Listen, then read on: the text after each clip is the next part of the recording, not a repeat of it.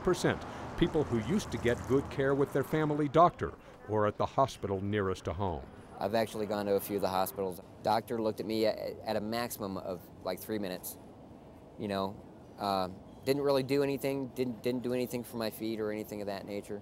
And, you know, about maybe 30 minutes after that, nurse came up, had my discharge papers, and I'm like, well, you guys aren't going to bandage my feet? You ain't going to do anything? You know, because my blisters on my feet were so bad it was hard to walk. And they're like, well, just stay off your feet. And it's like, well, sometimes I don't have money for the bus, so I don't have a choice. I have to walk. The coalition's president is John Parvensky. Last week we saw over 100 people in one day, which is a record for our clinic.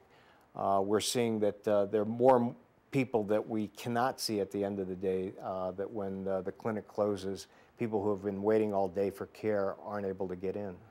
Which means these people have just two options: come back tomorrow or go to Denver Health's emergency room, which compounds an already mounting crisis.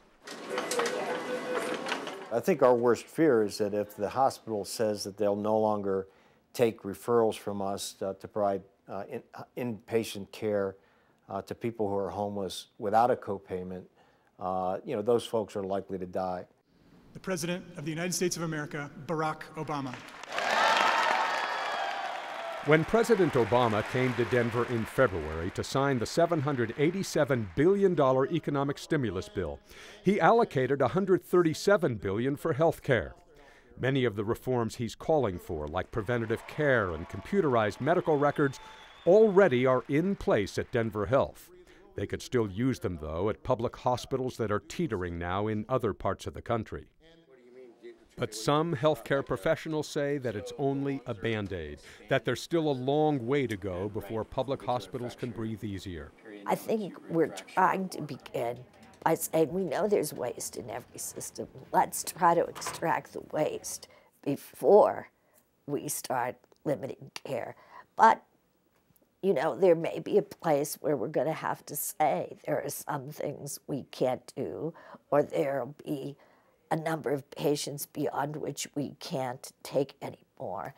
And we'll have to make some very tough decisions. And clearly, those are not decisions we want to make because the people we care for are in real need.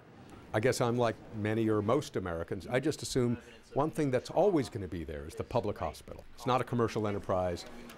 It's going to be there for me. It's the safety net. It is the safety net, and I don't think any of us are saying any of these hospitals are going to close immediately, but I think we are saying that they're trying to do more with less, and at a certain point, some parts of it are beginning to unravel, and something is going to have to be done to help them to serve the patients that are out there. In some American cities where public hospitals don't have a sustainable business model like Denver Health's, the most vulnerable people may soon have no safety net at all. And even here, people like Mesmin Hazumi and Ted Carpenter, Darlene and Jacob, they'll have few options for health care until the health of the economy picks up. Yeah, it's hard, it's stressful, and it's a drag.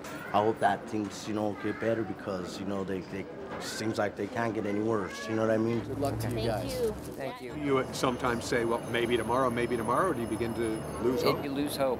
You lose hope, but I mean, we have to wake up every morning and, you know, got to find the positive. I mean, it's real emotional. I mean, I'm getting emotional just talking about it because it sickens me that it's gotten to this point. Is free health care about the only thing out there that is free? Yes, I would say. That and church. That church and the Lord, yeah.